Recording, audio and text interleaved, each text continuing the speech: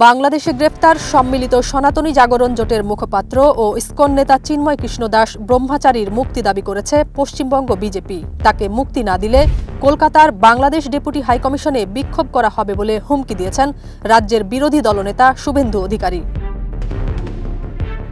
গতকাল ২৫ নভেম্বর মুখ্যমন্ত্রী মমতা ব্যানার্জির কালীঘাটের বাড়িতে তৃণমূল কংগ্রেসের ওয়ার্কিং কমিটির বৈঠক হয়। ওই বৈঠকে দলের সাংগঠনিক বিষয় নিয়ে একাধিক রদবদলের সিদ্ধান্ত হয়। ঠিক সেই সময় পশ্চিমবঙ্গ বিধানসভার বিজেপির বিধায়কদের নিয়ে সবরমতী রিপোর্ট সিনেমা দেখতে যান বিজেপি নেতা শুভেন্দু অধিকারী।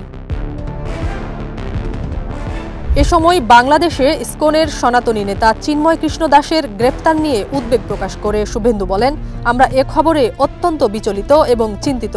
চিন্ময় কৃষ্ণ দাস প্রভুকে ডক্টর ইউনূসের সরকার একটু আগে গ্রেফতার করেছে। আমরা তার নিঃশর্ত মুক্তি দাবি করছি।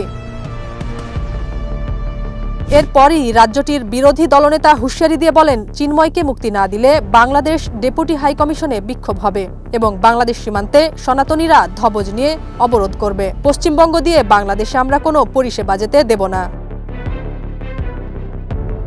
শুভেন্দুর কথায়, বাংলাদেশে হিন্দুদের উপর যেভাবে দমনপীড়ন শুরু হয়েছে তাতে আমরা চিন্তিত, ব্যথিত।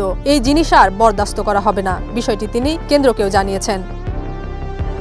২৫ নভেম্বর বিকেলে চিন্ময় কৃষ্ণ দাসকে রাজধানীর বিমানবন্দর এলাকা থেকে গ্রেফতার করা হয়। চিন্ময় দাসকে গ্রেফতারের বিষয়টি নিশ্চিত করেছেন ঢাকা মহানগর পুলিশের গোয়েন্দা শাখার অতিরিক্ত পুলিশ কমিশনার রেজাউল করিম মল্লিক।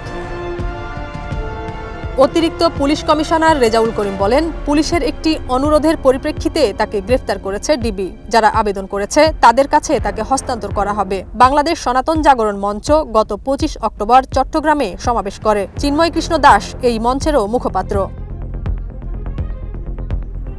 তখন জাতীয় পতাকা অবমাননা করা এমন অভিযোগে চট্টগ্রামে একটি রাষ্ট্রদ্রোহের মামলা করেন ফিরোজ খান নামে স্থানীয় এক ব্যক্তি।